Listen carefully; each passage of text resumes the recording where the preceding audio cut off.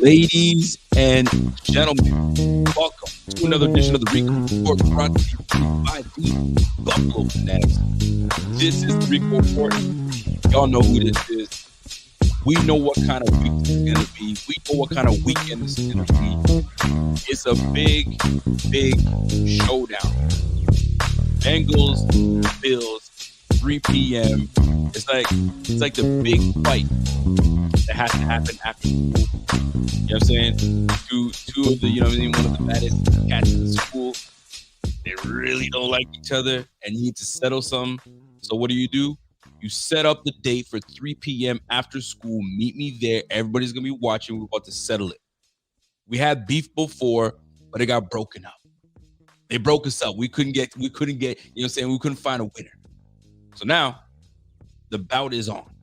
We're about to settle something real quick. Because right now, here's the thing, man. And it's just what it is. But the Bengals have been able to have the Kansas City Chiefs number quite convincingly, 3 straight. So they got a little bit of something to kind of, you know what I mean, put that championship belt around their, you know, around the waist, because they took down a team that's won a championship. So they got a little bit of bragging rights. But you haven't played a guy like Josh Allen yet. He's different. We all know that he's different. And right now, as a Bills fan, and as someone that, you know me, I try to be as objective as possible, there's a lot of Josh Allen slander going on these Twitter streets, on these Facebook, you know what I mean, these Facebook streets. I just don't get it. All of a sudden, it's amplified. Like he's a walking turnover. Like he's Jameis Winston. There ain't never going to be a 30 for 30. You know what I mean? Didn't Jameis Winston throw for 30 touchdowns, 30 interceptions? Like, come on, son. Like you talking as if Josh Allen is Jameis Winston. Turnover machine that's got his team at 13-3. Turnover machine that everybody's been saying that he can't win the close ones, but he's been doing it, been showing it. Turnover machine that's got a better record than he did last year. And last year and this year, he's got identical numbers. But that wasn't the narrative last year. That wasn't the conversation last year. It was about Josh Allen, potentially MVP. Josh Allen is that dude. What happened? Nothing's changed. He's got identical numbers with one less game. But it's bizarre to me. It's bizarre. It's weird. Right now, my man Bobby put out a stat. Did I put it up last time? Damn it, I thought I added it. I don't know, Pierre, if you can add that clip. There's a post right now of Josh Allen stats this year and Josh Allen stats last year. Damn it, I thought I added it, but I didn't. Anyway, damn near the same, if not identical. Completion percentage, bang on. Yardage, pretty much bang on. Rush yardage, pretty much bang on.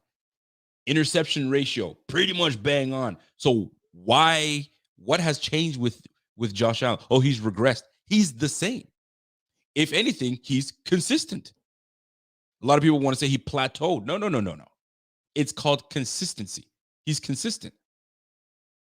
But the narrative is he's the turnover machine. Why aren't we talking about Joe Burrow? That's just about to play, you know what I'm saying, in a big game himself. He's got 15 total turnovers this year. Josh Allen has 4 more, but get this though. Here's the thing that people don't want to talk about, right? Josh Allen is your quintessential dual threat quarterback. He does it all. There's no one in the league right now that does what Josh Allen does. There's no one. Justin Fields, heck of a freaking athlete. He don't sling it like Josh does. Lamar Jackson, the best athlete in the game. He's the best quarterback. He's the best athletic quarterback in the game. I mean, one of the best athletes. I'll just say athletes. He doesn't sling it like Josh Allen. And I love Lamar Jackson. Y'all know that. Joe Burrow sitting here with 15 total freaking turnovers, but we ain't talking about that. We're talking about Josh Allen with 19 turnovers. But get this though, right? Josh Allen has 567 pass attempts. It's not like he's not throwing the football. 567 pass attempts. The most pass attempts this year is Tom Brady with like 790. But where's Tom Brady now? You know what I mean? They backed in. They backed into the playoffs and got their tail beat. But that's neither here nor there. It's just how things just move around. Like, and I get it. It's not even Super Bowl week where you have 2 weeks to try to make things to talk about. This is divisional round. And we talk about Josh Allen having issues, you know what I'm saying, holding on to the football. We are 13-3. We are on a 8-game win streak. If we were losing and we backed into the playoffs and we barely got in because of Josh Allen's turnovers, we understand. We understand. We're a 4th and 18 bat down from having 14 wins. We're you know what I'm saying, early season loss to the Dolphins. You got to give credit to the Dolphins. Dolphins won that game. Sure, we lost that one. And then we lost another one to the Jets. Divisional games. The Bengals nearly just lost this game. They squeaked out. They squeaked out of this Bengals game. They barely got out of it. Offensively, they couldn't do anything. Their defense had to bail them out. And their defense bailed them out against the freaking Patriots. We ain't talk about that, though. But Joe Burrow's cool. And I like Joe Burrow. Don't get me wrong. I fuck with Joe Burrow. Joe Burrow, that he's the type of quarterback you can invite to the cookout all day, every day. You know what I'm saying? He's that dude. He's that dude. There's no hate on Joe Burrow. I like Joe Burrow. But I'm not going to sit here and watch you suckers try to put some trash on my quarterback. No effing way. And when he gives the Bengals the business, I will be insufferable. I will be insufferable. I'm going to tell you that right now. And I like the Bengals. I actually like the Bengals. But it's not even about the Bengals. It's not even Bengals fans. It's some of these cats that are out there just making shit up. It sickens me.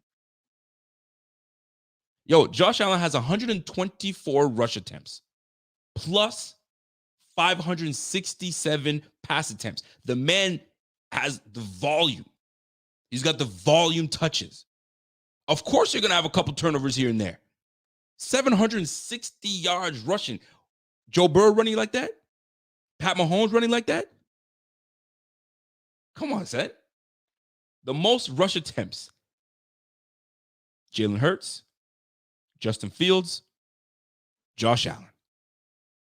The next person up, Daniel Jones.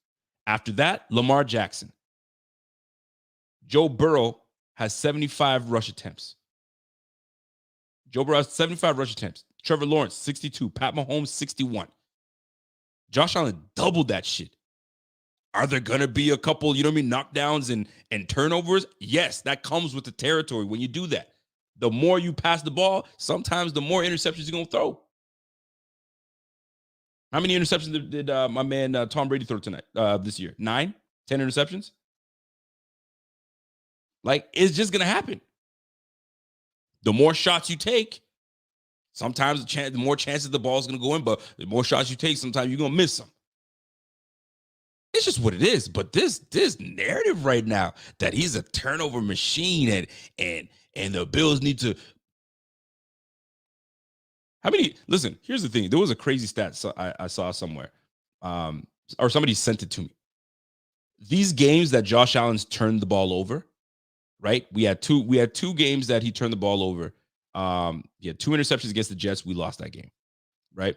Against the Vikings, I think he had one interception or two. I can't recall. And we lost that by that 4th and 18 bat down and a fumble on our end in the end zone, pushed up against on the line, and it was a botched snap between center and quarterback exchange, which got the Vikings back in the game, right?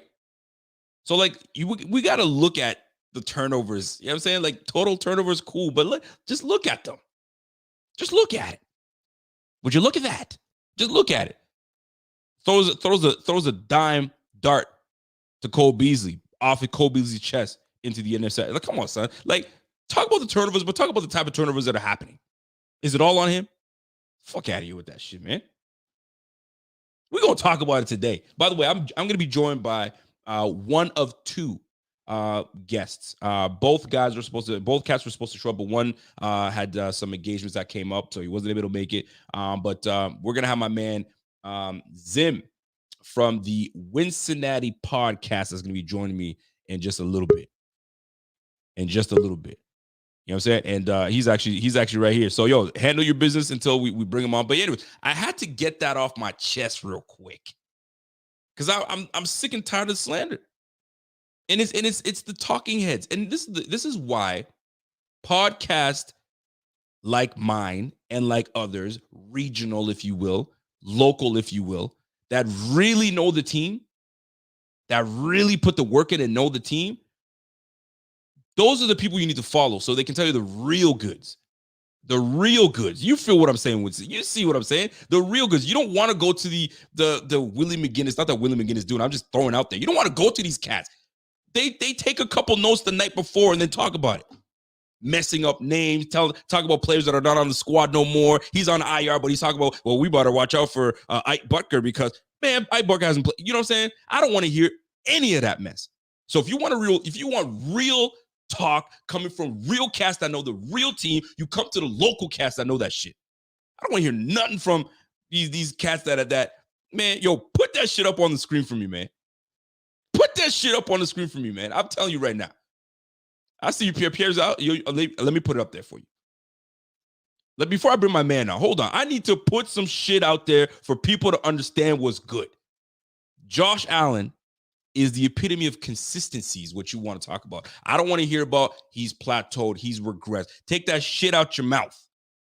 In one less game, 63% completion percentage. He's got 4,200 yards with one less game. And I guarantee you the game against the Bengals would have probably been a shootout. Whether we were on the winning end or the losing end, he would have had his stats, no doubt. 35 passing touchdowns, 14 interceptions, 96.6 passer rating, better than last year. 33 sacks taken. But when you rush for 124 attempts, it's going to happen. When you throw for 567 attempts, it's going to happen. Joe Burrow's got 15 turnovers. How come we ain't talking about that? Yeah, exactly. You know what I'm saying? And I mean it. I'm going to say it with my mother effing chest. Y'all know what time it is, man. And I had to set it up just right. So, by the way, if you guys are tuned in for the very first time, this is the Rico Report. It's Buffalo Fanatics. You know what we do. We got a big old game. Like I said, we got a big fight tonight. You know what I'm saying? We have a big fight, 3 p.m. Sunday. Meet me in the courtyard is going down. Everybody knows what time it is. I got to read the super chat real quick. Shout out to my man, Brandon Lisi. What's up, Brandon? Brandon says, hey, yo, some fans are afraid to criticize Josh Allen. I get it. His play is a double-edged sword, but it's okay to call him out on things he does and does not. Of course it is. But I'm not going to sit here and listen to people talk about, oh, he's a turnover machine, and the Bills better watch out because if it could turn into a blowout. If any quarterback turns the ball over to their team, it's going to be a blowout. Check this out. My man Trevor Lawrence is being praised for being gutsy. He's being praised for for winning against, a team that has been not so great. Through 4 interceptions. I didn't hear he was a bum. I heard he was gutsy, came back and did his thing, and now look at him. And now they're picking them potentially to beat the damn Chiefs. How about that? Let me listen. Let me stop talking. Yo, my man Zim, give me thumbs up if you're ready to come on. Hey, you better bring that energy when I come. Hey, you know what I'm talking about. Ladies and gentlemen, let me bring up my man, Zim. Is that what it is? Yeah, it's just man. I'm just here for the show. I'm listening to the Rico report. It's you Yes, know what I'm saying. sir. We bring it, man. We always bring it on the Rico report, and I had to bring you on because actually, what brought me to you is my man Silas. Silas is like, yo, you need to hit my man's up. He's nice like that, and ironically enough, I hit your man's up because we were in the spaces, and he was speaking some facts. I was like, yo, I like this cat because I don't like people talking fluff. Give me the fluff stuff. I don't want the fluff. I want the nitty gritty. Give me the good. And I figured I'd hit up the Cincinnati pod. I got to give you guys a shout out. So for those that don't know, shout out to my man Zim coming through, Who Dey Nation. We're about to see how much who hollering they do on Sunday. We're about to find out. We'll see. We don't know. You know what I'm saying? But welcome to the show. And man, tell people about your show, what y'all talk about, and how you feel about this upcoming game on Sunday. Well, appreciate you for having me again. Okay. I think my name is Zim. I do a podcast on Cincinnati Pod. Me and my guy Ace. He has a family matter. I don't think he can make it or whatever. But me and him partner up. We were doing shows for other different syndicates and working with a lot of different companies or whatever. And then we partnered up and did our own thing. We started doing a bunch of stuff where we interview players a lot. I started I've been doing this Instagram stuff for a long, long time.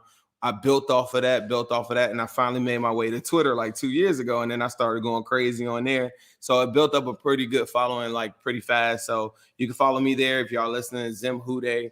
I promise you, if you're a Bills fan, you're gonna hate my guts. If you're an AFC North opponent, you're gonna have. But one thing about me is I feel like how you said, bro, was spitting. One thing I do is I always pride myself on just giving the information and the truth.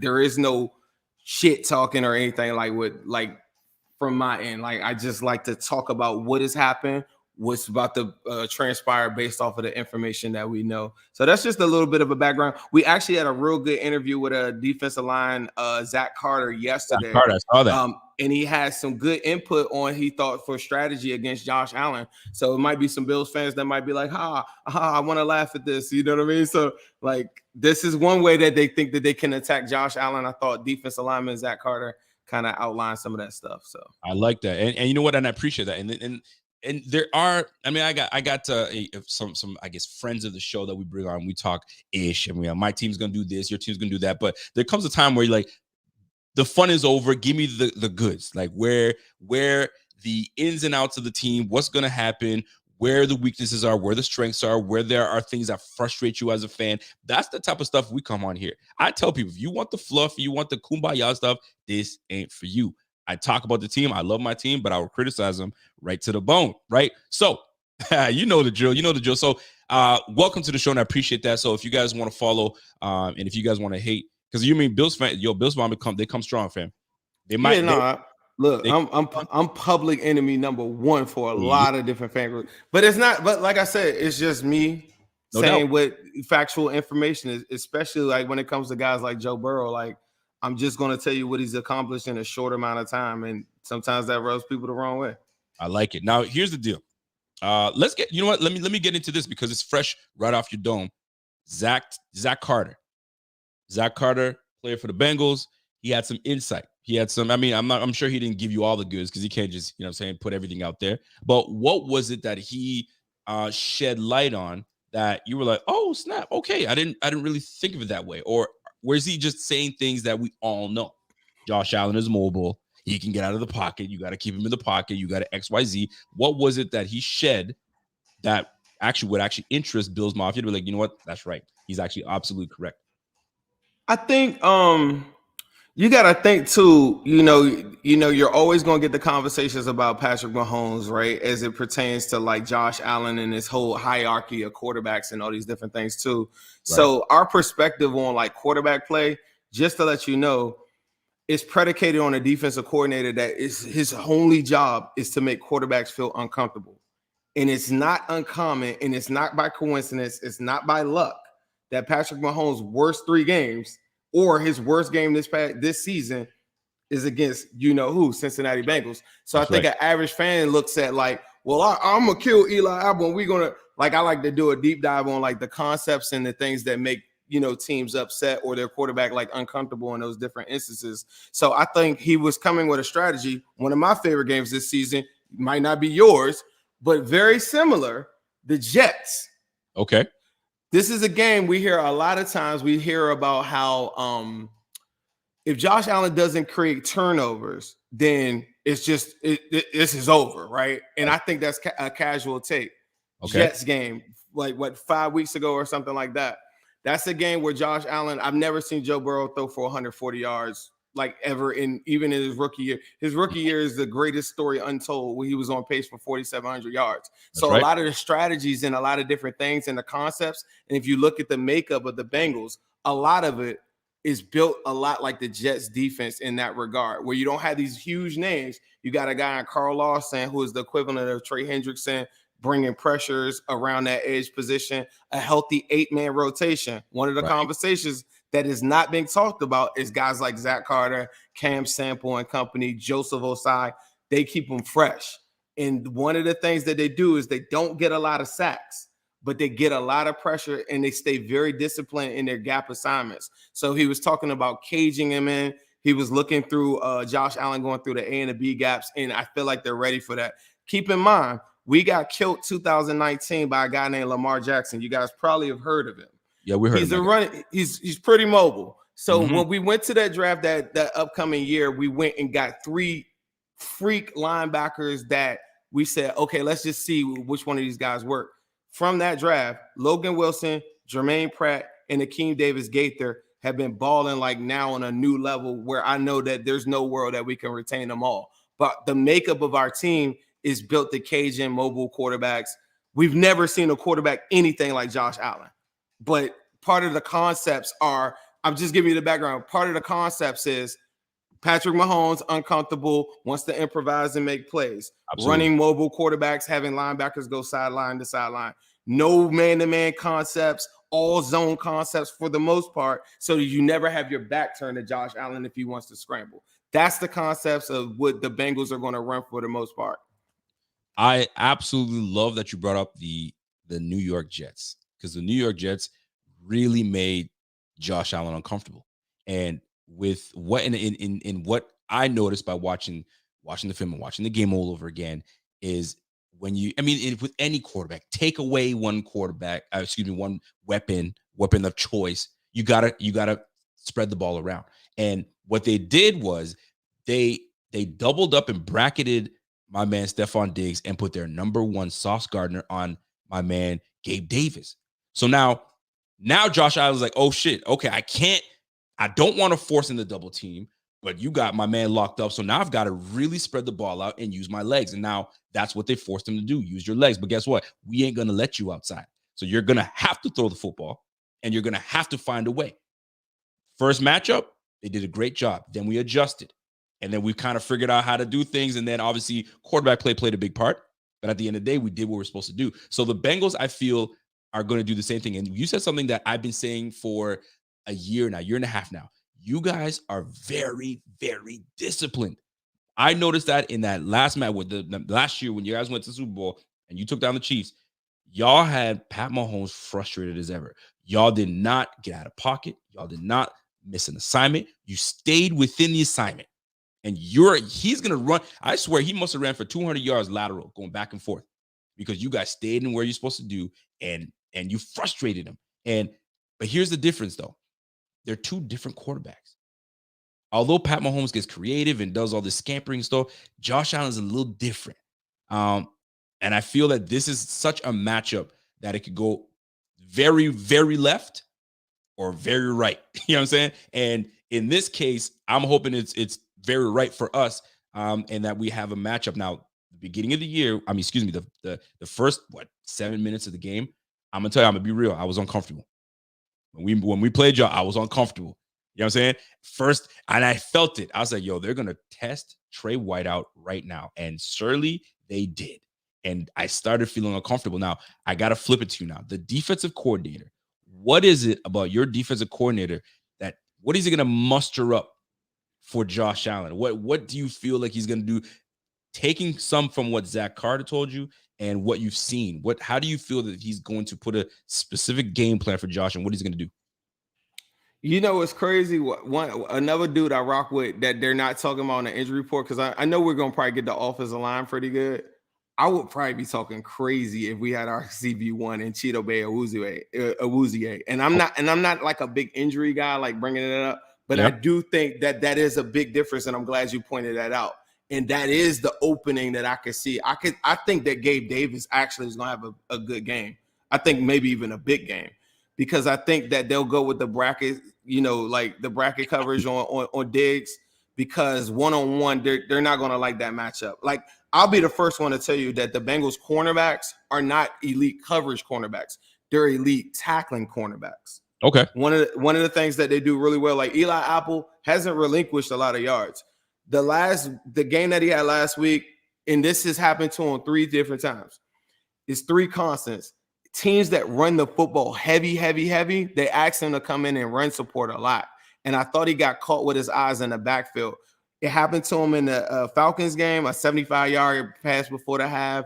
It happened to him, I want to say it was one other time, the Browns game, another run-heavy game. And then think about the Ravens game. So that game is in division, Ravens, played them 3 times, just played them last week, crazy, all types of stuff, right? And I just think he got caught up in, like, let me go and stop the run.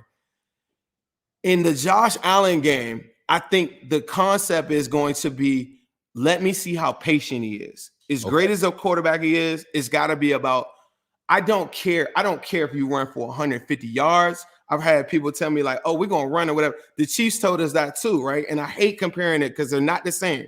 Josh Allen is totally different. But I'm just telling you, like, this is the concept. After we beat them the first 2 times, they're like, oh, well, this time we're going to run. And I'm like, bet. We'll show you a 3-man front, dare you to run. How patient will you be? Will you run the whole entire time? And let's say you run for 150. Let's say in your wildest wet dreams, you run for 200 yards, right?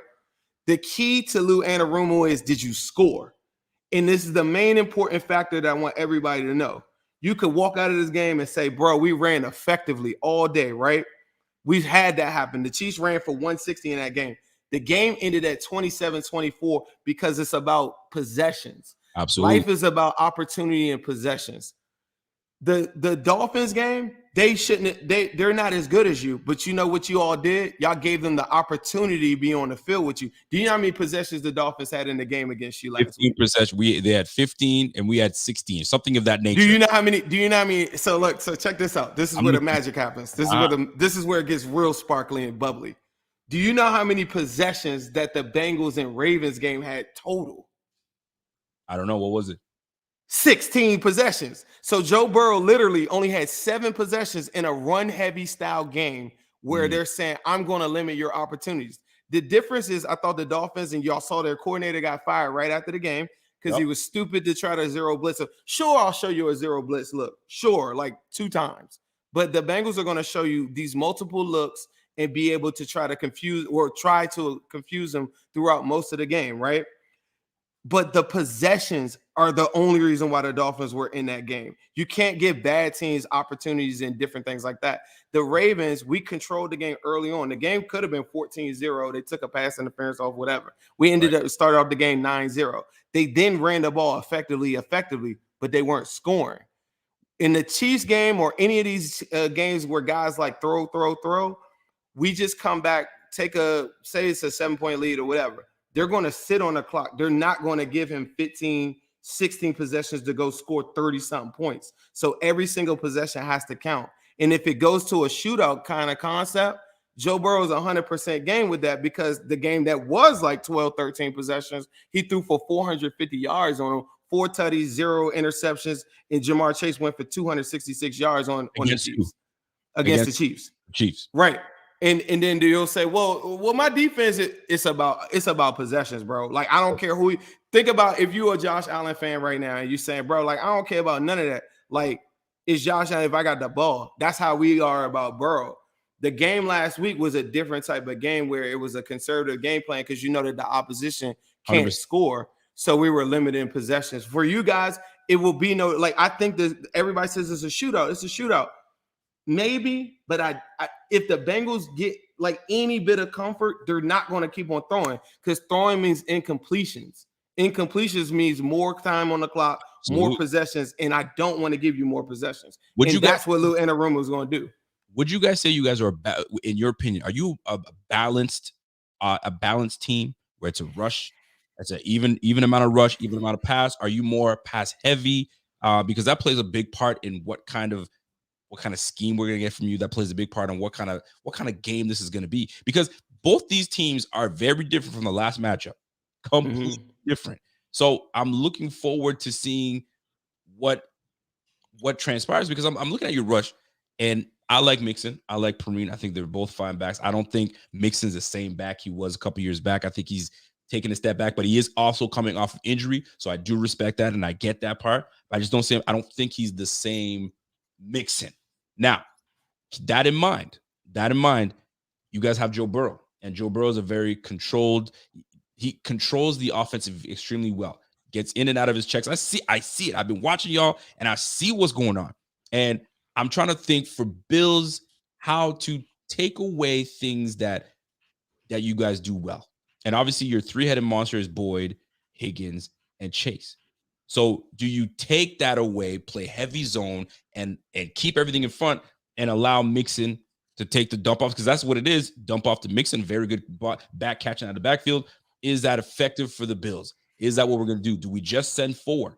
Because Bills are very good with getting pressure with just 4, not having to blitz. And that's how we've had some success.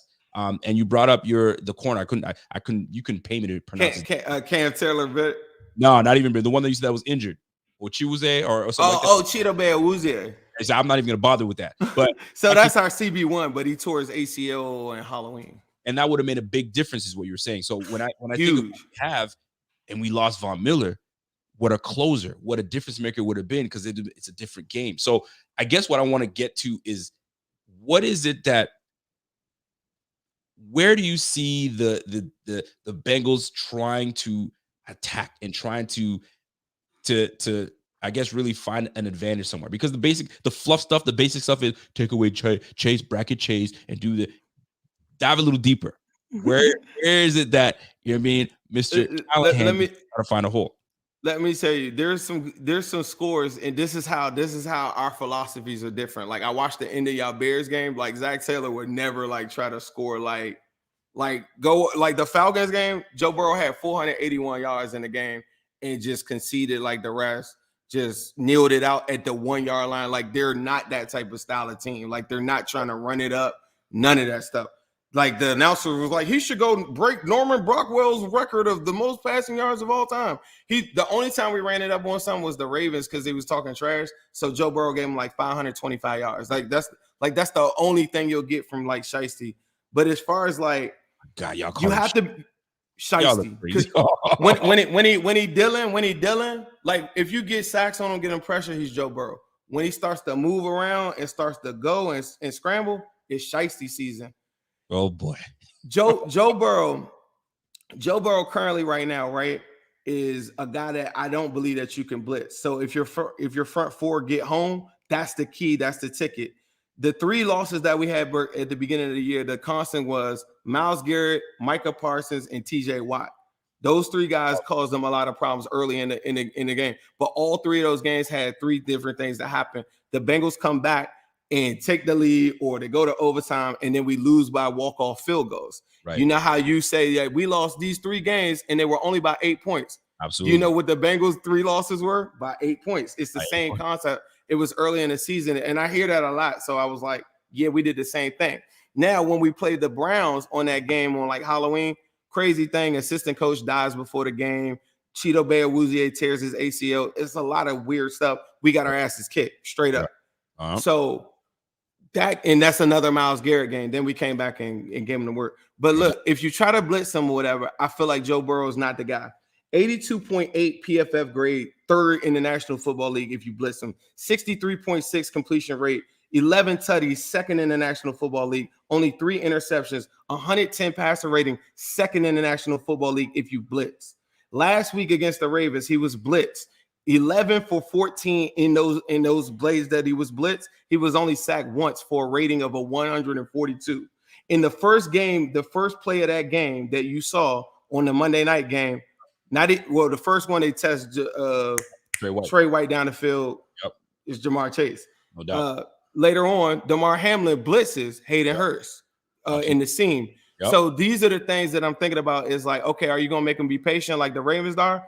You will need cover 2 primarily to say, okay, I'm going to keep 2 safeties over the top so I can take away my one-on-one matchups. But guess who plays more cover 3 in the National Football League than any team due to Michael Hyde being out?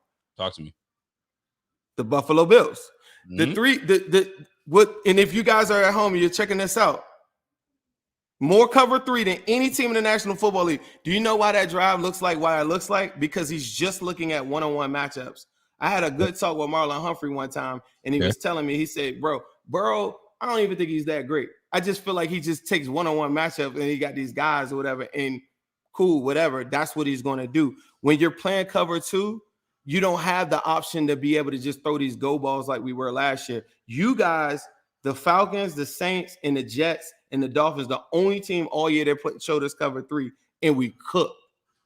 And the only reason why y'all showed us the cover 3 and cover 4 concepts is because I feel like because the personnel changed and Hyde is now not able to be back there with Poyer. For sure. And then on the first play, you get Poyer lined up one-on-one with Tyler Boyd, all these different things. Keep this in mind, though. Trey White is just returning. And I saw what was happening. You guys watched the film. Y'all see Trey coming back. He's 100% in terms your knee's good to go, but like it takes confidence. It takes, you know what I'm saying? It takes confidence on the field. You know what I mean? Your cuts, your breaks, and all that good stuff, right? So when I guess your defensive coordinator noticed, hold on a second, your offensive coordinator, Callahan, we could get after him. He's not 100%. Let's test him. And that's what it was. I don't think it was a matter of like one-on-one and this, that. We're just going to test him to see where he's at. The minute that happened, it's on now. It's on. And thank goodness, but it's unfortunate what happened, and we're about to get into it. Now, I got some questions. That I need some insight. I see the chat.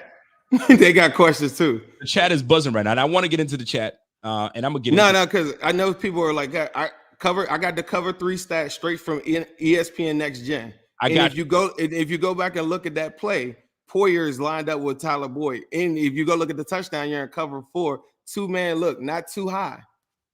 Okay. Damar Hamlin, why do y'all think he's up that close? That's not cover 2. We're good. So hear me out. We're gonna get into that. You gave me the stats for Joe Burrow. Against the blitz, he's this. Against that, I know on that piece of paper you got Josh Allen stats right now. And if you don't, I'm gonna kind of give you a little bit. So you were talking about against the blitz, one of the best quarterbacks. Who you think is one of the best in the game against the blitz? And I dare you to bring it to you, and he'll light you up. And what did he do against the Dolphins? The Dolphins defensively, they had a game plan. We gonna blitz you. We gonna blitz you. He was like Coach Boone. You know what I'm saying? And remember Titans, we blitz and we don't stop. We're gonna let them have it. Josh Allen was like, bring it. You want to blitz me? I'm gonna find, and he wants to give a candidate. Let me give you the analogy on Josh Allen. Josh Allen is that dude that he goes to the gym, he works out. You know what I'm saying? And what am I working out for? What am I doing all these heavy lifting for? Because I want to throw the rock. And if Josh is patient, because you mentioned the word patience, if he's patient, I'm gonna tell you right now, he's a different quarterback because the checkdowns are there. My goodness, are they ever? And if he exercises checkdowns, he can have 400 or 500 yards. But he just loves to go for the gusto. He loves to go for the gusto. That's his thing. So when I'm looking at what these Bengals are going to try to do, they're going to try to take a page from the Dolphins, take a page a little bit from the Jets. You know what I'm saying? They're not going to blitz them, bro. They're not. If they're smart, they're not going to. So if they're not blitzing them, we're not blitzing like that. We don't blitz. In time, he cooks still.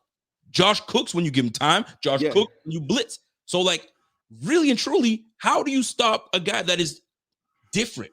He's not Pat Mahomes. He's not Joe. He's not Herbert. He's not Lamar Jackson. The guy he's an alien. So how do you real talk? How do you stop that? That's question number one. All right. And that's a later question, but I need to know this. What the hell happened against the Ravens? Y'all almost lost that game. I don't know what happened, but we talk about possessions. Right. Hugh, you are one touchdown away from Tyler Huntley getting that, and then possessions do matter. You know what I'm saying? That's one. Right. AFC East against the Patriots. Y'all are up 22. What happened? I don't know. You tell me. So when I like that game. I like that game. Did you? Because when I'm looking at that game, I'm like, okay, so they are susceptible to some things. Did you see the first half of that game? We did see the first half, but guess what? This is a half. This is a game of 4 quarters. Did you see the first half of the Jaguars and the Chargers? Second half was a different ball game. It's a different story. Yeah, so yeah. The reason I bring this up is there are things sure. that baffle me. We talk and I don't really hype too much on national media because they don't know. You know what I'm saying? They don't know like we know. But like when I see those two games, it's concerning to a Bengals fan. Right. And if I'm a coordinator, I'm watching, okay, so what happened here?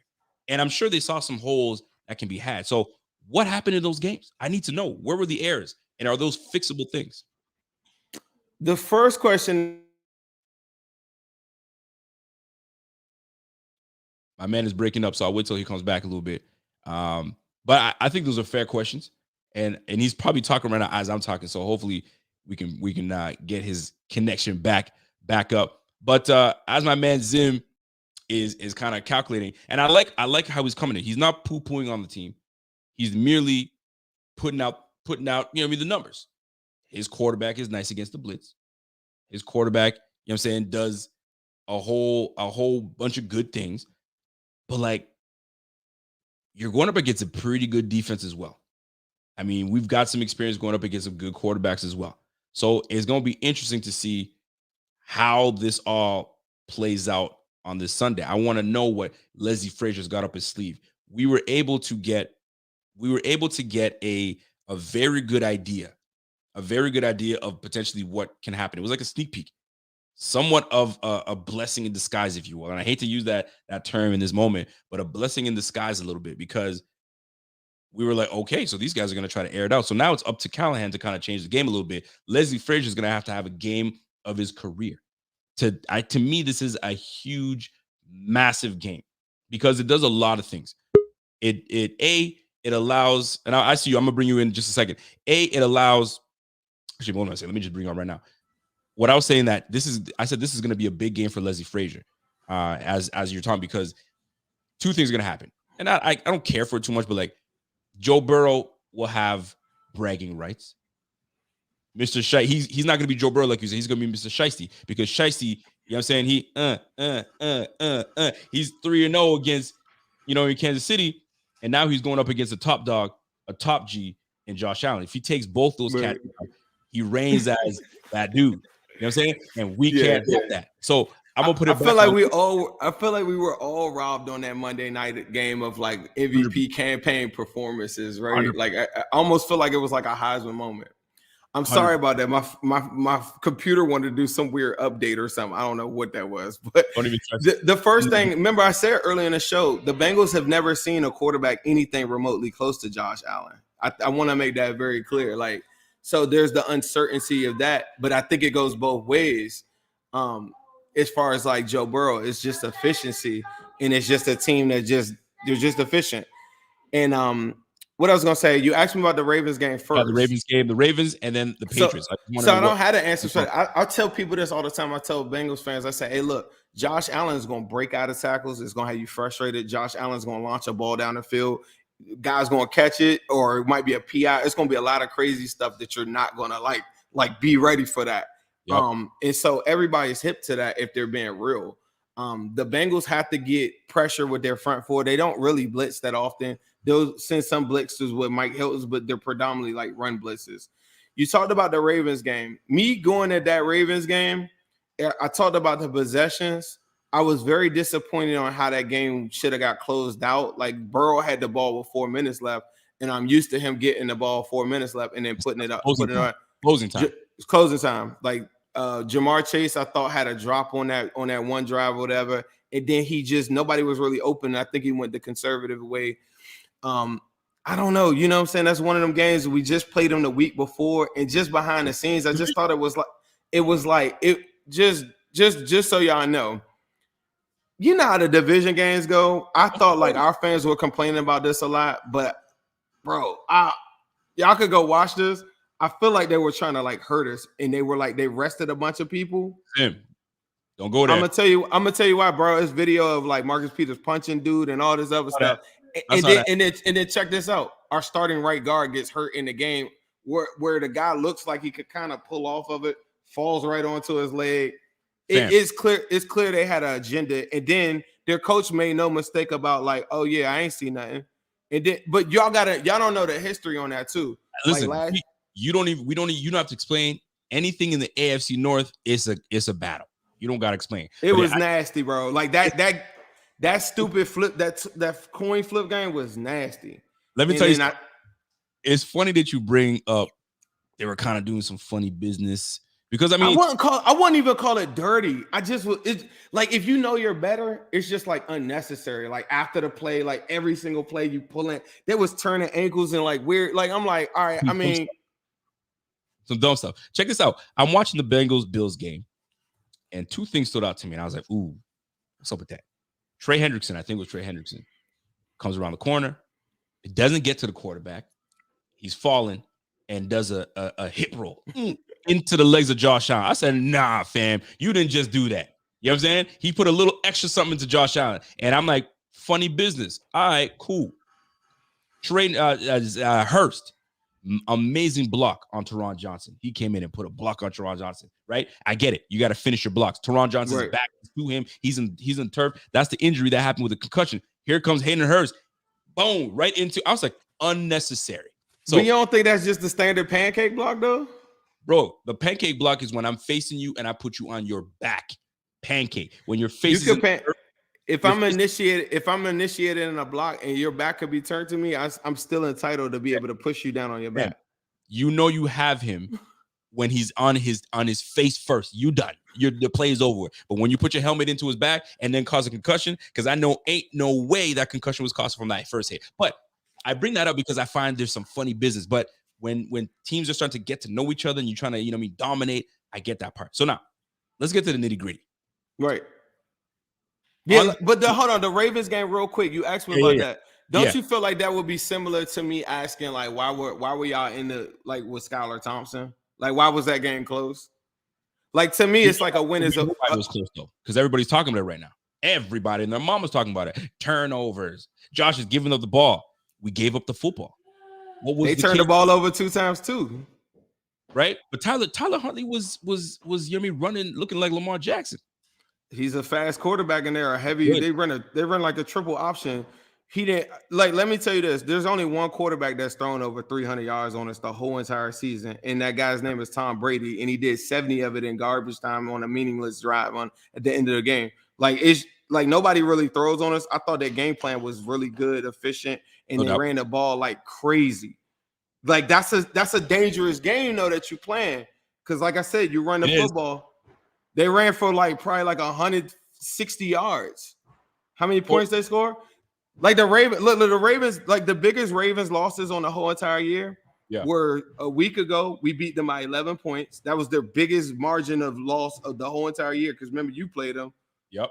You beat them by 4, right? And Lamar had a chance to win too. It was close. Right? And he threw the pick. Yep. The other game that they lost was by 10 points. And then the third biggest loss that they had the whole entire year was by 7 points. That was a team that was regarded as, in all the metrics stated, that was like the second best defense in all of football. And the personnel that they have, as far as like the cover 2 with Marcus Williams, Marcus Peters, Marlon Humphrey, them linebackers with Roquan and Patrick Queen, they got the personnel to make you play conservative as hell. If you play around out there, they're a crazy bunch. That defense, once y'all didn't play them with Roquan. Since then, they hadn't allowed over 12 points a game. Like, bro, that was going crazy. That defense is serious. So, in all honesty, do you feel this game is going to be close? Yeah, for sure. I don't see a scenario, even if y'all were starting to blow us out. I just seen it so many different times where Joe just comes right back and he'll sit like, we're second in the National Football League in possessions. So one of the things that he'll do is just have like these long grinded out drives, get the momentum back or whatever. Like, I've seen it a lot. He will take his checks down. That's one thing I do like about Joe Burrow. He ain't gonna take it more than you were talking about mixing earlier, right? Right. He missed 4 games, ended up with 800 something yards rushing, right? Yep. He had over 1,300 all-purpose yards. Our running backs combined for like 50 catches or something like that. It's absurd. Our running backs had more catches than Tyler Boyd. Like, that's a big function of what we're going to do. And this is why I feel this matchup is going to be great, because we have two solid cover corners in Matt Milano and Tremaine Edmonds. We have very good linemen in Greg Rousseau, Ed Oliver. I mean, we got some guys that's going to get some pressure. We got some guys that's going to get their hands up, getting in lanes to avoid those. But what I like about Joe Burrow, and which is going to be my next question, is how Joe cool, right? But I'm going to get more into it, because I was in the Spaces chat. Ace was in it. I don't think you were in it, but Ace was in it. And I asked the question, hey, you guys, there's some things that drive Bills fans nuts about Josh Allen. We know it. That's our quarterback. I mean, he does, with all the great that he does, there's some things that throw us off a little bit. And I asked, what is it about Joe Burrow that kind of frustrates y'all? You know what? The honest answer I got from people, which kind of annoyed me, was like, honestly, it's not a whole lot. Like, he's perfect. Like, Joe Burrow is perfect. There's not a whole lot. Man, bump that. There's something that frustrates you about Joe Burrow, whether he does this thing where, I hate when he does. Like, I need you to be real, put the cap away, and give me the goods. What is it about Joe Burrow that, as a fan, you're watching me, man, I hate when he does that, man. That frustrates me, man. When this happens, oh man, they figured this out. They're about to do this. What is it that Joe Burrow hates and then makes him act out of character? I'm gonna tell you the one thing that's happened to him a lot this season, and I don't think it happened before, but it's kind of crazy though. I don't know if it's like in his control. So by the time we got to week 5, we changed our whole entire run system to a gap scheme. In that, we started implementing a whole bunch of RPOs, right? So when they started doing all these RPO action, the ball gets out really quick. Him and Tom Brady get the ball out faster than any quarterback in the league right now, 2.4 yards. 2.4 seconds, right? Okay. But in that, he threw 12, 13 picks or something like that. But 7 of them picks, I swear to you, go look it up. Just Google Joe Burrow's interceptions. Mm-hmm. They're tip passes. And for the life of us, we're like, okay, why you keep on throwing into these different lanes? And it's almost like he's almost like a robot, like in like how he wants to get the ball out. Okay. I don't know if it's like a knock on him, but I think that coordinators are just telling the defense, get your hands up. And like Myles Garrett, TJ Watt, and all these guys, like I'm talking about making one-handed catches as his interceptions. He's not throwing the ball down the field and it's like interceptions. The one that ticked me off, he did throw one in the Ravens week 5 game that was horrible. But he came back and took the lead. But that's the one thing that I don't feel like it's in his control, or if it is, he needs to maybe pump fake or something like that more or whatever. But he's a really good decision maker. Just so we know, he's currently the highest completion percentage in the National Football League, in the history of the National Football League. He overtook Drew Brees earlier this season at 69%. He's also the highest completion rating of any quarterback in the playoffs history, in the history of football. And if anybody thinks I'm capping, we could look it up. And it doesn't mean that he's perfect. And it doesn't mean that he's the athlete that Josh Allen is. It doesn't mean that he's a cyborg arm. It doesn't mean any of that. But he's efficient. And generally, you don't walk away from games and say, like, oh, he made a bad decision. Oh, why didn't he get away from that? You're going to be like, oh, nah, like they just let a free runner in. You feel me? Like, I don't know. Like, he's not perfect, but it's not you're not going to get many mistakes off of him. When what I tell people is the Bills could win this game by a comfortable lead, right? But what it will take is guys like Rousseau, guys like Shaq Lawson, balling. Yep. Ball. Like, don't tell me that I got excuses. Like, I don't need excuses. Like, if I lose, straight up shake your hand. Like any L that we get. But your guys gotta ball out and make plays. And if you don't make them plays, you're gonna walk away and be sick, complaining about something else that I hear every week, and it drives me insane. But it is what it is, bro. It's so funny because I asked you, like, because I asked all these other cats what is about them, and you the same cat. You said the same thing. Not a whole lot that he does bugs you. Not a whole lot. I can give you a litany of things that Josh Allen does that, like, oh, I hate when he does this. You didn't give me it's two different. It's two, like, one of my favorite players in NBA right now is Ja Morant. Josh Allen is Ja Morant. Like you're gonna take the mistakes with it. He gonna dunk on somebody crazy, right? Yeah. But Joe Burrow is maybe, I don't know, like, give me like the most efficient guy you know. You feel what I'm saying? Like, you know what I'm saying? Like, I got you. It's not sexy. It's like he's Klay Thompson. He's just efficient. He's not dunking on nobody. You're not gonna look at Klay and be like, "Why did you shoot that?" Like, you're just gonna be like, "Damn, you missed." You missed. You know what I'm saying? Like, I got you. and that's what I'm saying. Like, it I think people take it like the two styles are so different, and that's why if you're a Bills fan, you probably don't understand it because you'll take the boom because the boom is way crazier than the bust. That's the nature of the game. You see what I'm saying? Josh Allen is he's like not boomer, but he's like you take the good with the bad, and it's a gift and curse. You know what I'm saying? saying? It's like I have a son. He's 6 years old. I'm not. He's determined. All these different things. You're not showing him Josh Allen tape, thinking like my son is going to throw a football 90 yards on the field. You're trying to show him like, hey, look, keep your hands on the football. Stay mechanically sound. Make sure that when you move to your platform, you're throwing the ball like this. Like that's like Joe Burrow. Like I feel like show him Joe Burrow film and not Josh Allen film. Because there's only one Josh Allen. You got to be a superhero to be like a Josh Allen. You feel me?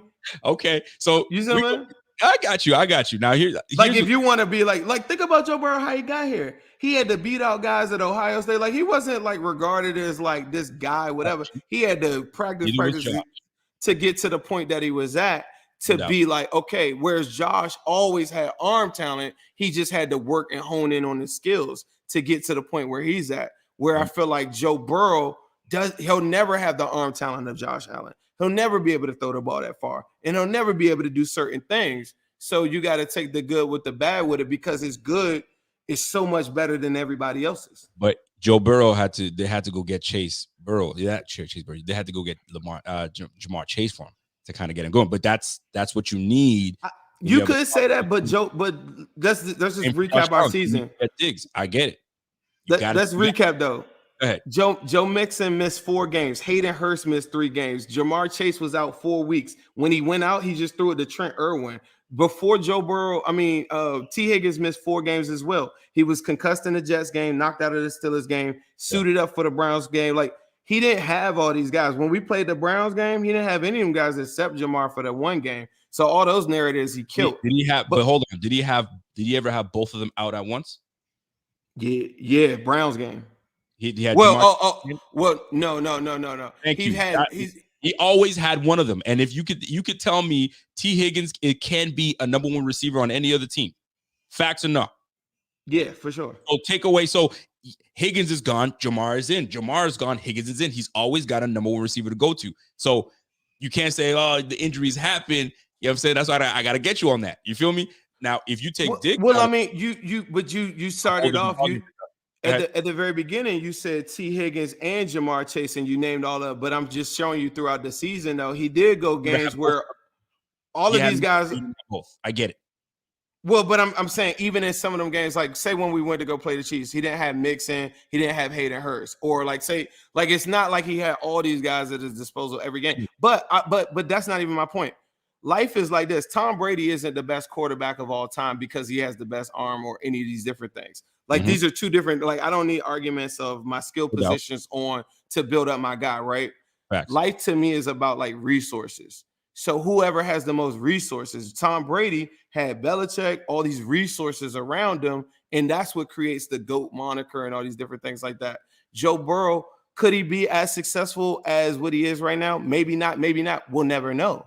He has resources, and I like that. And this is why when we talk about resources, both teams have great resources. And I'm gonna, you know what? We have this thing that we play. And are you ready for it? Because I don't want to take too much of your time. You straight? You're good? Yeah, I'm good. No doubt about it. So we got. I never got a chance to talk to Bills fans on Twitter space. They never came in our spaces. Oh, trust me, they're gonna come. They never came. You can't come. You can't get a mic now if you didn't come before. You gotta hit the ambassadors of Bills Mafia. So once we see what's going on, we send them right to you. They come in. They should have hollered at us before. They wanted to talk to us now. You can't come afterwards. Just like afterwards, if I win, I'm not gonna pull up in a Bills space and be like, yeah, I didn't. You done. Take my dub and I'm gonna go on and go do the next round. I don't know. Bills fans are kind of petty, so we might find your spaces and come in. You're gonna find it and you ain't gonna get no mic. You're just gonna be sitting there listening. So they came and talked to us. No doubt about it. All right, check this out though. We got something called two thoughts, 2 words. I'm gonna name a couple things, and I want to get your thoughts on these things I'm gonna name. You don't know what I'm gonna name, so I want to get your thoughts, and I want your honest thoughts. I want your fan perspective thoughts, and how it pertains. And I'm gonna gear it to how it pertains to this game coming up because it's a big one. All right, so I let you kind of chill out a little bit, and we're gonna come back to you.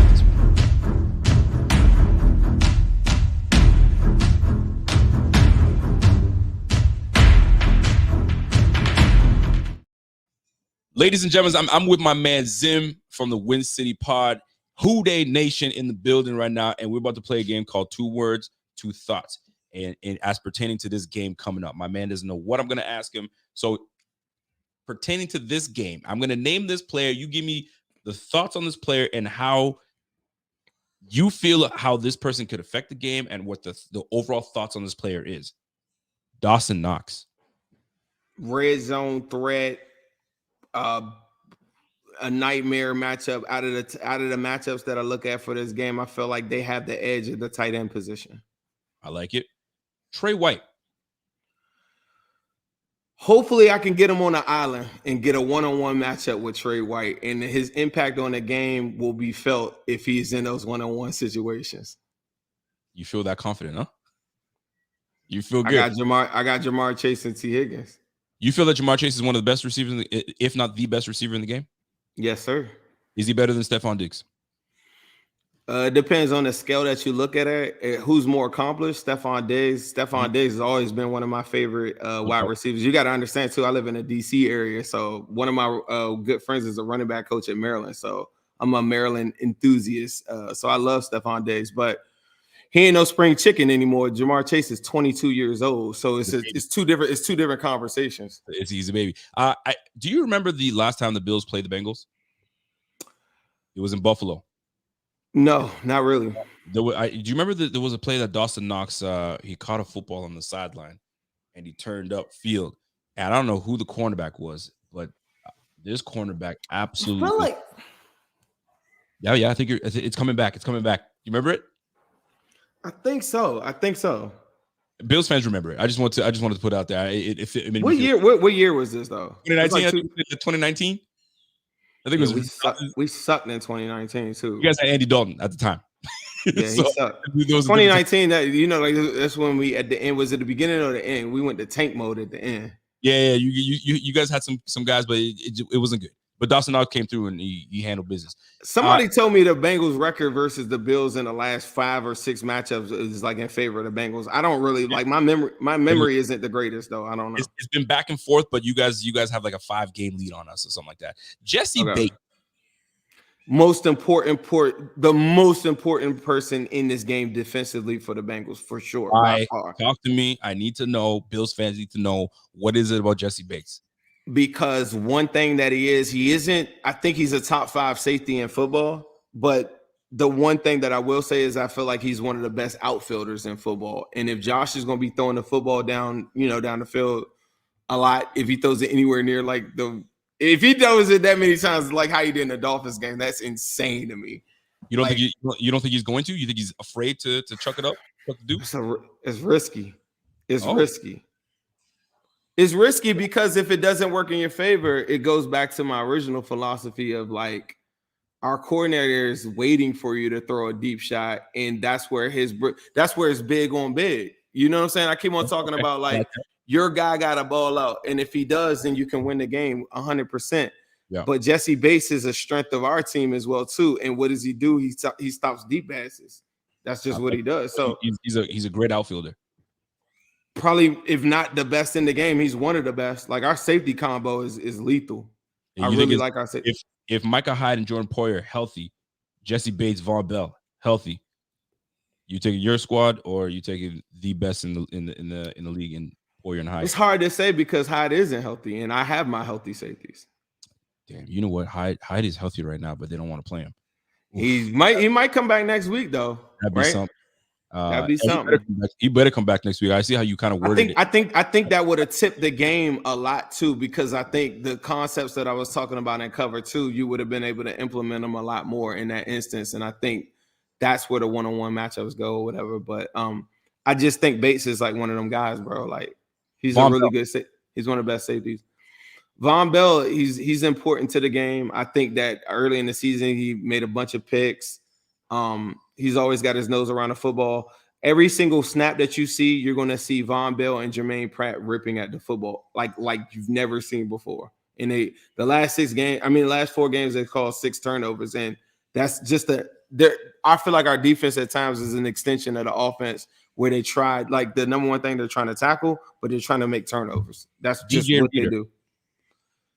Second best nose tackle in the game. I was watching Dexter Lawrence the other day. Oh my God, the dude is insane. Like, I don't know if people like really watch Trench, whatever, but DJ Reader is one of them dudes, bro. Like, love DJ Reader. You're not running with DJ Reader. Like, you can probably maybe get some successful runs on the Bengals for sure, but DJ Reader is a man, a big time man. Can you see that super chat? Can you see that comment on the bottom right there? Yep. Bengals passing defense is ranked 23rd. But Von Bell, Jesse Bates, you talk about how great they are with a 23rd ranked defense. And it's not even shade. I'm just trying to understand, like, is it more, do you guys more have a bend, don't break type of defense?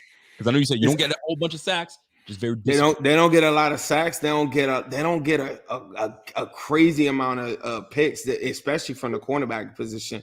They get primarily like picks from the safety position. At times, I felt like the one game I thought they gave up a lot of yards was like to Tom Brady, like early in the game. And then they came back later on and like clamped it up. They make a lot of second half adjustments. And like I said, there's only been one quarterback that threw for 300 yards. It was that Bucs game. Outside of that, nobody else threw for 300 yards. So it's not the greatest defense of all time, but they just don't allow like major big plays or big games. And that's just how they do it. They force guys to be patient and play underneath. And if you throw deep, that's where the picks and stuff generally happen for us. So that's what we like to do. You're the Buffalo Bills offensive coordinator. Hold on, I got a little something for you. I don't know, because you said you were a little hazy on the 29th. Sean Williams. Yeah, right. Hold on. Bang. There it is.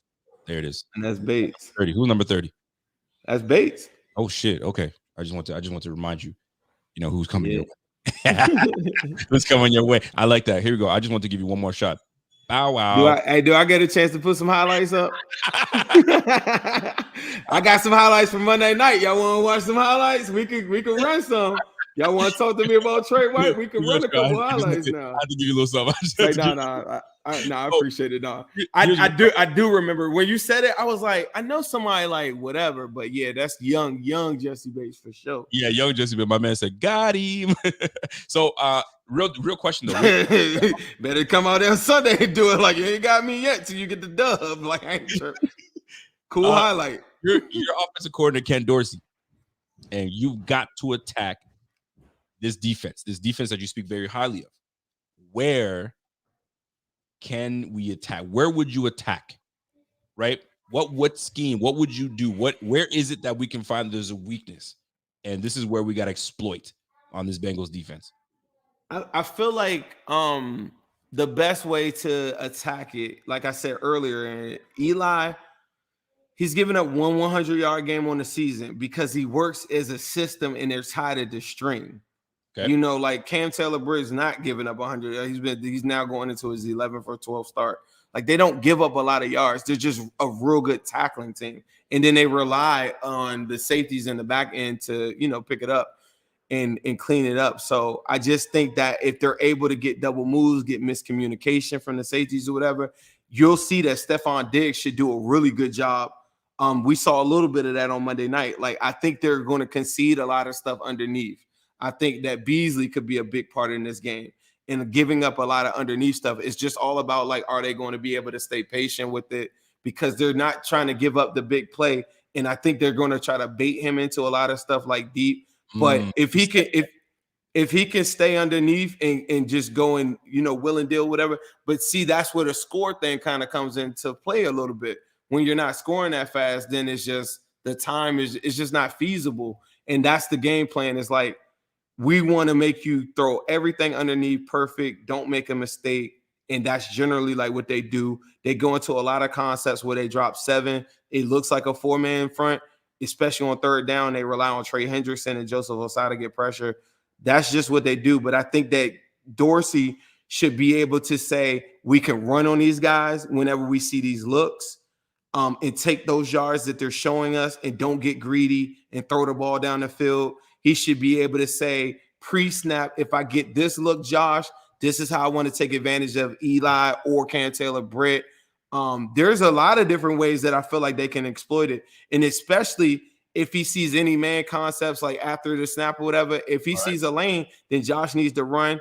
I think one of the other things too is the Bengals are one of the worst play action defensive teams in the National Football Leagues as well. So if they're setting up the run and then they're doing a lot of play action doses in there too, I think that they could gash up the Bengals up really crazy with that too. Here's the thing, man. We don't do too much. It's crazy because we have the ability. We got James Cook, we got Devin Singletary, very good backs. And as a fan, and I'm watching this, I feel like we don't commit to the run. I don't want to say we don't run because we're one of the better rushing teams in the league. We don't commit to the run, but we have such a three-headed monster with Josh, James Cook, and Devin Singletary. We can kind of the opportunities will be there. They will be there. And I saw what Dobbins was able to do to you guys, and I was like, fam, Dobbins has a similar skill set to James Cook. Maybe we can. And James Cook is subtle. I think so. I think so. I'm gonna tell you though, it's part of what they're going to do is like they rather give you the run yards because it just short. Like I keep on going back to this concept. Yep. Like I feel like the Dolphins game is like the stupidest game plan you could ever do to a team that can throw like that. You can like even incompletions just stop the clock and it just gives them more time to come and get you. Even if they punted the ball to you, like it's just giving them more time to go get the ball back. They're not going to try to let Josh Allen possess the football. And that if that means he goes on a long drive, we're going to try to come back with the long drive ourselves or whatever. Like they're going to feast on the fact that if you're running the football, we feel like it's running against yourself. You're running against your amount of possessions. And then when you do get the possessions that you want, maybe we get a turnover or something like that. And then what are the rushing yards for them? They're all for nothing. Letting the Bengals walk out of there, right, without bombing on them, throwing deep passes would be you will walk away as a Bills fan and say, bro, why we ain't throw deep on them? You see what I'm saying? Okay, I think like you'll see, like I this is my last time to bring up the Chiefs because I know y'all got like some weird beef going on or whatever. But like look, I packed them up 3 times. I ain't tripping on those Chiefs. Like I took them out 3 straight in 1 calendar year. So you're talking to the wrong. So the last time that we saw them, they were like, bro, we're gonna run the football when we should, because we'll show you 3 man fronts a lot. They ran like crazy. They ran for like 155. But then when they make clock and not score, they ain't score enough. You're killing your own clock. They killed their own clock. And when Kelsey got a huge fumble in it, and mind you, they were converting huge 4th downs, all types of stuff, bro. Like they were doing a lot of crazy stuff to even be in that. We had drop touchdowns, all types of crap. But the number one reason why the game was 27-24 wasn't because we're like some elite defense. We just limit the opportunities, and we like to sit on like I said, the Bengals are second in time of possession in the National Football League. They're going to try to sit on the clock and go on long drives that are going. They just take boom, Hurst, Boyd, Mixon. You know what I'm saying? Take a shot. That's just how they roll. Well, what you're telling us is what Bills have to do is get up on you guys early, because I mean we're the number 2 scoring offense in the game right now. I think we're number 2. I think you guys are number 4 to number 5. 4. So, don't you try to put me at 5. I'm at 4. Don't the way I sound? Don't I sound like some team that just scores like 14 points a game? It's like we do score. It's just no. Listen. I know. Like I feel like the whole tone. I was like, it's efficient. We run. We're trying to. I know the game. The game is the game very well because you're poo-pooing on the opponent, but you're strengthening your case. But you're not rah-rah-rahing too hard. So I mean, but I see. You this think bro? You rah-rahing, but you rah-rahing a different way. I like it though. I like it. So I think that Josh Allen is incredible. I've said that like 5 times. I think the defense of the Bills is incredible. I don't think your offensive line is incredible at all. It's not. I think they're different elements. Like if High and Poyer were playing, if I was a Bengals fan, I would be looking at this a lot different because it could look a lot like the Ravens game, like in my mind. But like it's one of them things, bro. Like we won big games, gone straight to a Super Bowl. So you're not going to get a Bengals fan to be like, man, please let me get some points. Like I just came straight from a bowl, bro. Like somebody in the crowd was like, bro, meth is real. I'm thinking to myself, like, meth got me to a bowl. Yes, we lost, but we lost on 1 possession. Like I'm not like some random Dolphin fan blowing smoke saying, bro, this our year. Like, bro, we literally came from a bowl. And here, You feel me? I do want to say something about this defense because I know how explosive your offense can be, and I know what it looked like in the first, you know what I'm saying, like 9 minutes of the game.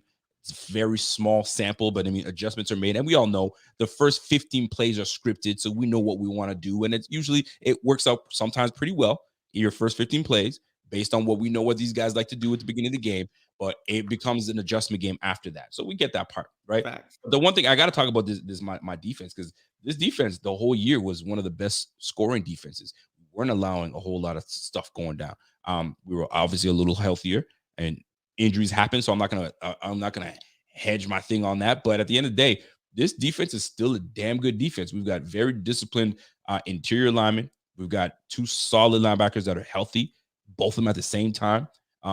Trey White is starting to come back a little bit to his all-pro self. Now, is he going to be his all-pro self? We don't know yet. And Elam is starting to get his confidence back. Now, we don't know. That's a 50-50. But I think matchup-wise, it's much better than what you had in Dane Jackson.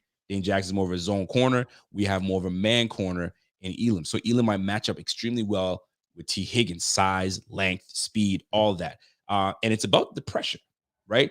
Daquan Jones, Jordan Phillips, Greg Rousseau coming off the edge. We've got some dogs on that. And the one thing you said earlier was that you guys rotate fresh legs all day. That is the epitome of the Bills defensive line. We have a lot of money tied into that. We don't ever lately we've been allowing these guys to kind of get up to 50, 55%, but these guys are going around the 40, 30%, 45%. Rotate fresh legs all day. So if we can continue to put the pressure on without having to give up a guy coming in and blitzing and giving up an open lane, we're going to try to avoid that. For me to take away what Joe Burrow loves to do, not that he can't go deep. Boy, he has a rocket. He could do that thing. I would rather him check down and get him in this third and long positions, third and long, because right now, defensively, the Bills are one of the best in defense to stopping third and long. If we get you guys in third and long, it forces you guys it puts you in a different position. This is where Callahan is going to have to make a decision. Am I running this thing? Am I screening this thing? What are we going to do? So if we put you in these stressful positions, because I'm not saying I don't respect your run game, but the run game, we've been so pretty disciplined in stopping the run because we've been gashed so often last year. And we have, PTSD. If we continue to do what we do in terms of stopping the run, and I'm not saying make you one-dimensional, but you're going to have to air the ball. If Joe Burrow's putting up 40 to 50, 60 attempts, not good. I can tell you right now, it's not good. So that's the advantage. Think they're gonna have a chance. I don't think neither one of these boys gonna have a chance to throw it that many times. I have bro. no idea how this game is gonna go, and that's why this perfect. I can't see a scenario where it's like that though. But like on the year though, like just so people know, like let me just ask you, who got more yards passing the ball on the year, Joe Burrow or Josh Allen? I think Joe Burrow might have an edge a little bit. Right. So, you know what I'm saying? Like this concept of like, I don't know if people watch the Bengals a lot, but like he throws the ball. Oh, no, he throws it. He throws it. I think like for most of the season, they were balanced. Towards the end, I thought there were some different spots where, I was like, man, I wish they could run the football a little bit more efficiently. We had some good ones where, I felt like they should have ran. You got 4,400 yards passing this year. Not bad. Yeah. And I mean, 35 and 12 games in there. I'm pretty sure you can say the same thing. The duality of Josh Allen, you know what I'm saying, like being able to run is the other part. But Joe Burrow, one thing about him too, I don't know how many rushing touchdowns Josh Allen got, probably like 7. Joe Burrow got like 6. This concept that Joe Burrow doesn't run or something like that, I don't know where people got that from. Like I watched him in the AFC Championship run for like 60 yards or something like that. I don't know the exact amount, but he doesn't run like Josh Allen. It's a shystier. Joe Burrow doesn't run. Joe Burrow is mobile and he will do what he needs to do. He's no different than in terms of getting out of the pocket than Mahomes. Right. Joe Burrow, I was looking at it because I was looking at the touches. He's not slow though.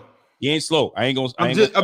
Nobody's like Josh Allen, but I'm telling you, y'all gonna remember, it's gonna be some runs in here that are backbreakers. Just the same way, you would have to see the Bengals play like a little bit more. Like if anybody like hadn't seen it, he does a lot of it. I put a lot of the highlights or whatever on there, like on my page, on my Twitter, like on a daily basis. He runs a lot more than what I think people think. He's not like just some pocket guy that just sits back there. He runs. He Quarterbacks, runs. these new age quarterbacks are not your Joe Flacco's and your Carson Palmers. They're not the Andy Daltons. These boys can move, like your Trevor Lawrences. Look at Brock Purdy. Brock Purdy can move. He can move around. So I get that part. Josh is just a little different. So Yeah, for sure. I catch you this whole time, and I appreciate you. You were bossed up, and I appreciate you for this, man. This is one of the best segments that people love. They love it, right? And I should do this more often. I need to do this. Like I thought this was dope, man, because it's one of them things like, yeah, you got to get that other perspective too. You have to get the other perspective. And the thing is, you can go on all these podcasts and they sit there and be like, hey, tell me what you're going to. Nah, man, this is the Rico Report. This is the Buffalo Fanatics. We know how we get down. So this segment, a lot of people like. Now, you can choose how you want to do this. Your choice. I'm not telling you what it is. I'll kind of give you a little bit of something on a breakdown. And I always give an opportunity to my guest to get something off their chest, right? And it's usually something that someone may not know, they better recognize, or you want to give props. You might want to play it PC and say, you know what, it's going to be a good game. That's all I got to say. Or you can dig deep and really let them know what's on your chest. So I'll give you a moment to, stretch it out. I like that. Stretch it out. You know what I'm saying? I'm going to let you have an opportunity to get something off your chest.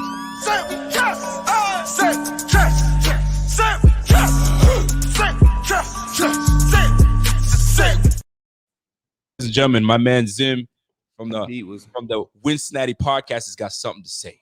Say it with your whole damn chest. Go ahead, bro. I want to say that beat was hard as hell. I just want to say, like, man, I appreciate you having me on the show, man. I appreciate, like, linking up with people of like minds. I love football. I love talking football. I think I told somebody this earlier today. When somebody tells you that, man, it's going to be a good game, that's just code word for I hope my team kicks your ass. So, like, I hope you guys have a great day out there. I'm not with that. I'm really strong-minded in my beliefs, and I feel like Joe Burrow is like one of the more – the game isn't like what people think sometimes, and he represents something that you don't see often.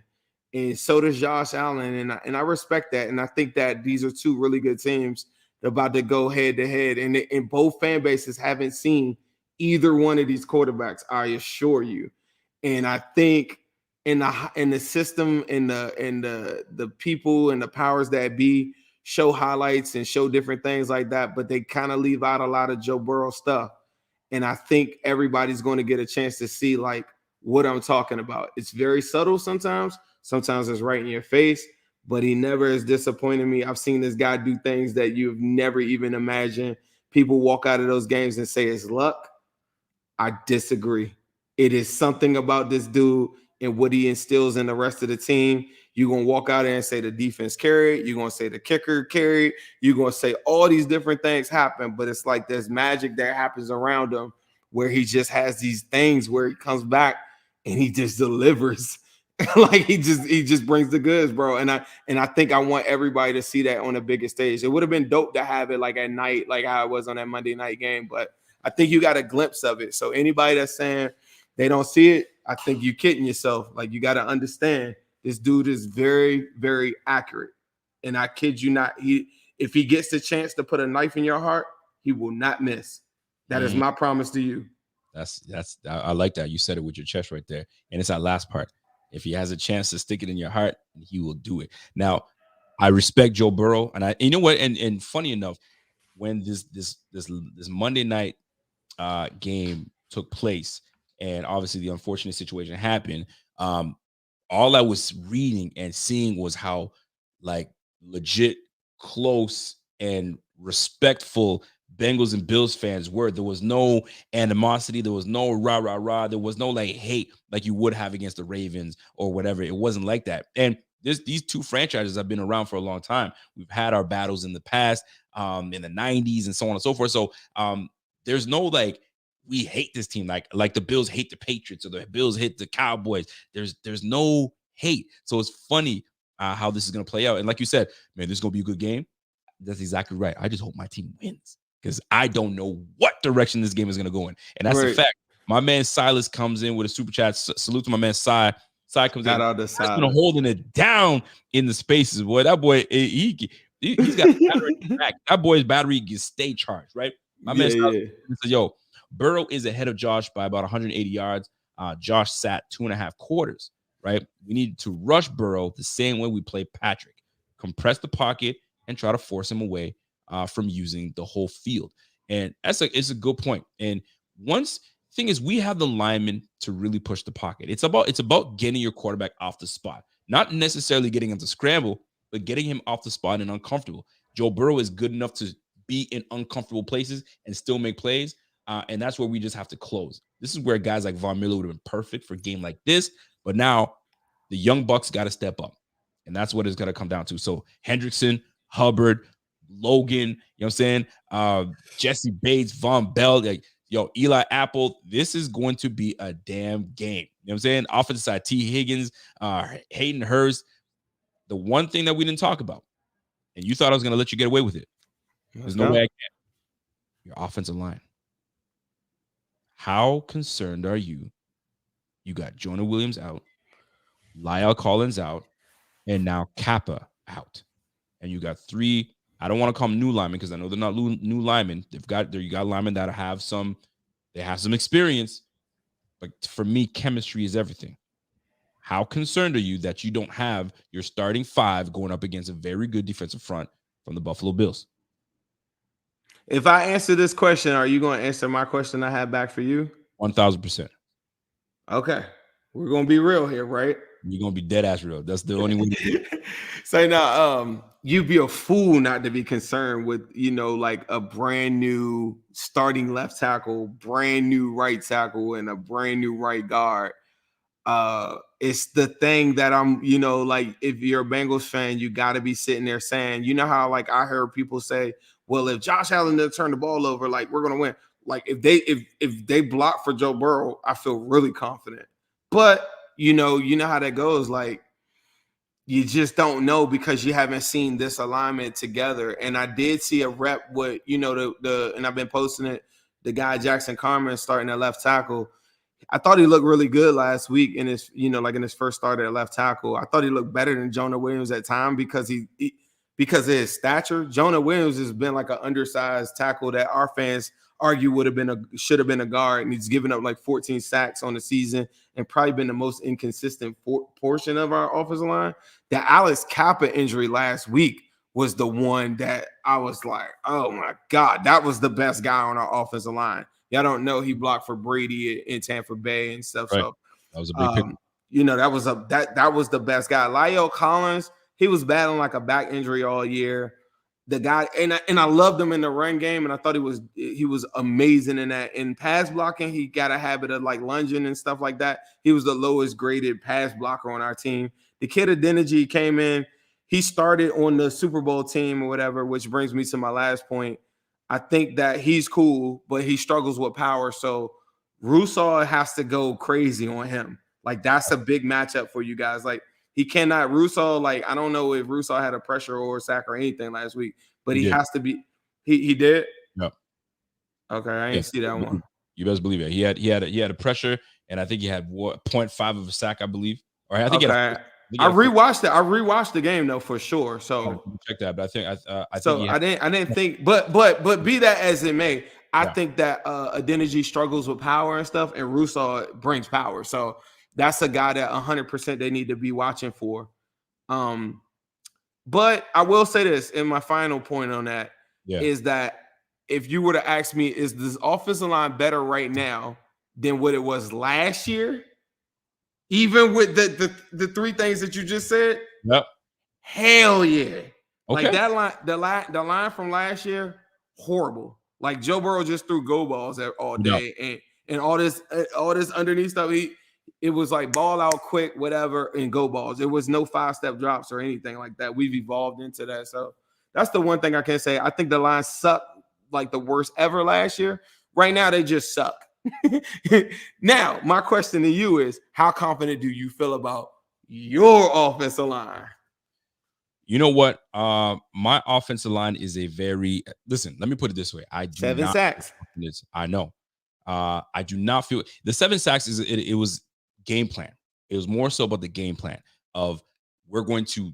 It wasn't a wide 9 that they did, but they purposely let Jalen Phillips and Bradley Chubb get to the corners, and force Allen up the funnel. They wanted to funnel him up, right? So Allen now has to make a decision. Am I going to take off, or are my eyes still downfield? And by the time he's ready to make a decision, it's over with.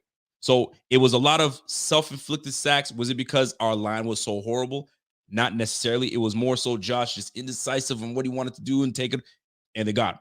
Now, is it still concerning? 100%. Am I concerned about Spencer freaking Brown, my right tackle? Heck yeah. Pass blocking, liability. That's why on the right side of my line is the weak side. Left side is the strong side. We got Deion Dawkins, we got Roger Saffold, and we have a steady in Mitch Morse. Mitch Morse is the key to this offensive line. But that right side, more specifically right tackle, I have an issue. Hendrickson, that boy's a problem. He's a problem. Now, you don't get many sacks. I get that part. But you guys are freaking disciplined. You guys are tacticians. You guys, you know where to make, you know where to be. But for me, the key to this game, and I didn't really break it to you yet, but the key to this game, honestly, is DJ freaking Reader. DJ Reader is a problem. If he is disrupting the middle, if he doesn't offer that much pass rush though, like them dudes. It's though. not Like, about that. He'll give you a little bit. He's, you know what I'm saying? What he does is take on double teams. Like that's nobody what I'm talking. He disrupts what we're trying to do and not allowing us to, you know what I mean, get these gaps. That's problematic for us. So if we need to make sure that we're sound. We get it. I'm gonna go into Coach McDermott's, you know what I mean, bag. We need to be fundamental. You know what I'm saying? Key fundamentals and just stay in your lane. Make sure you handle your business. Don't get out of pocket. Let Josh do what he does. You give Josh time. Yeah, Josh will cook. It's over. Let him have time to survey the field. We got them dogs, and a lot of people think we just have bigs. Gabe Davis here and there. There are some names that a lot of these cats don't know about. Khalil Shakir. You let him. They give him an opportunity to get out there, make plays. Watch out. Dawson Knox hasn't even got hot yet. Watch out. But it's all a matter of if you give him time. Josh can cook 350 yards, and people are talking about, oh my gosh, we are concerned. Boy, he put 3 touchdowns and 350 yards, and we talk about turnovers. We talking about turnovers? Yo, we won the game. That's what matters at the end of the day, and we shot ourselves in the foot. Imagine if we don't shoot ourselves in the foot. The same way you said, you blitz, it's over with. So we shoot ourselves in the foot. We don't do that. It's a wrap. But it's gonna be. You turn the ball over 3 turnovers against the Bengals. You're gonna lose. I'm gonna tell you. We were straight face. You see me. I'm letting y'all know that right. You turn the ball over 3 times with the Bengals. You might turn it over 2. That might be an L. I'm trying to tell you. He get the ball back. It's efficient. And like he feasts off of, like, that's like food for real. Like that's the one thing I do know. I don't think people that say that, I feel like it's like an oversell about the turnovers with him, because I'll take the reward anyway. But if he turns the ball over 3 times, you're gonna walk out of that stadium mad as hell. What if he doesn't turn the ball over at all? I think you got a really good chance to win. Way better chance than not. If I turn the ball over, I think that it's kind of weird. People aren't talking about Burrow possibly like turning the ball over. I know, man. The dude's throwing. He's thrown what, 14 interceptions or 12 interceptions? I think it's like 12. But like I said, out of it though, all interceptions have a story. But if you go look, 6 of them are like on tip passes. But he's not going to throw it down the field and like go get a pick. But like if your guys get your hands up, like I've seen that so many times. That's like something that Bengals fans like cringe at when we see it. But just stay away from Jordan Poyer. That's all I'm gonna say. Stay away from Jordan Poyer. Did you see Jordan Poyer on the first play of the game on that Monday night game? I put him on the ground. I thought he was breakdancing. I saw that too. I saw that too. But Jordan Poyer. Look on my Twitter. That thing. He's playing for a little more. I think he's a great safety, bro. Like straight up. But to me, it's about scheme. It's not like I remember back in the day, it would be like Ocho Cinco versus like Darrelle Revis, and you'd be like, who's gonna win this man? Like the Bengals aren't like that. Like it's a scheme where they're all like all tied at the hip with each other, and they just work with each other. And the linebackers get sideline to sideline. It's not about. It's just It's just like a great team effort. So I know it's like in this day and age, it's like Sauce versus Diggs. Like like it's not like that with like you're not going to get one-on-one situations with Eli Apple or one-on-one. Like you're not going to get many, if any at all. Straight up, that's not how they play. Zim, It's a lot of zone, bro. last question for me, because you've been so grateful with the time, and I appreciate you. Real Yeah, talk. man. I was like, man, let's talk. This Like, is fun, man. This is fun. So check this out, man. I hate doing it. I don't know how you if you like doing this or not. I usually wait till last second for me to do this. And ironically enough, I didn't give my thoughts on it the last game we played, and the game didn't finish. So score predictions. You got a score prediction. Some people love them, some people hate them. I personally hate doing score predictions. I can't do score predictions, bro. Can I say that I think it's a Bengals win? I mean, I think it's a Bills win. So I guess we're gonna sit here and do that. Oh, you know what? But I will do this though. I will do this. I do this with my own guys. I'm gonna do it with you, right? And we usually have something on. I mean, this is my segment. I'm like superstitious with that. I'm sorry, man. Like even on my own show, I never do score predictions, bro. I'm sorry. Yo, listen. Last time we were gonna do the Bengals game, we're like, yo, what's the score prediction? I said I can't do it. I can't do it, and the game didn't end. So who knows what's going on? But bro, I don't know what it is about it. I feel like if I speak it into existence or something like that, or some weird thing, I don't know. Like I just don't do it. I don't ever remember ever doing score prediction. I will say on record, just so y'all can have a good receipt, I do feel like the Bengals win though. Like I'm not running from that. 2-score game? Nah, 1 score. I think whoever wins doesn't win by like a field goal. I think whoever wins by like 7. 7. I like that. Here's the last one, because I mean, listen, we're having fun right now, so I mean, we're gonna chop it up. Every team, every moment, and right now I'm picking up here for now. But like, you wanna put out an APB alert for this one cat, or you want to put out an APB alert for, yo, coach, where was that? I didn't see that. Is there someone or something that deserves to be on the milk carton alert? You've been missing. We need you. Come back home. You know what I'm saying? Is there anybody that stands out? And I'm going to give you the full screen because I don't want it to block your face. Who on the Bengals, or what is happening with the Bengals that you feel has been missing and you needed to come back? You miss it. And the milk carton's been passing around. It's been in stores and nobody's seen it, and we need it back. I think I'm going to go with, this is a candidate. Can you pull me back to the double screen? Absolutely, I can. Let's bring it in. I'm gonna put my guy Rico right here. Talk to me now. After Sunday, I'm gonna throw Rico in it. You see, it's a Bills helmet anyway. So we're gonna be looking for Rico after Sunday. You got an open invitation to come on the Cincinnati Pod. We're gonna look for you. You know what? We're gonna look. I'm gonna tell you, that's the best response I ever got. I'm gonna get Rico. Look, don't have me looking for you now. Like we go now that we cool, now we gang and we can talk ball. I'm gonna be looking for Rico, so I ain't gotta put you on the milk card. I like it. You know what's beautiful about this? We got receipts, baby. We got receipts. So when it all plays out, it is what it is. It is what it, you know what I'm saying? Like, listen, at the end of the day, man. Yep.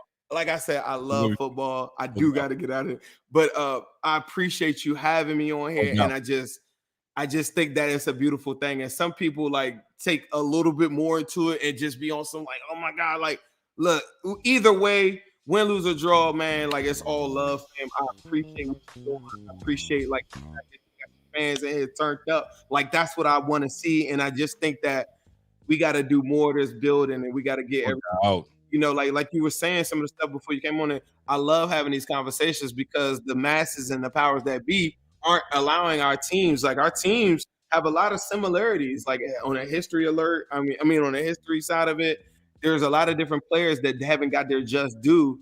And it's up to us as fans, and it's up to us as podcasters.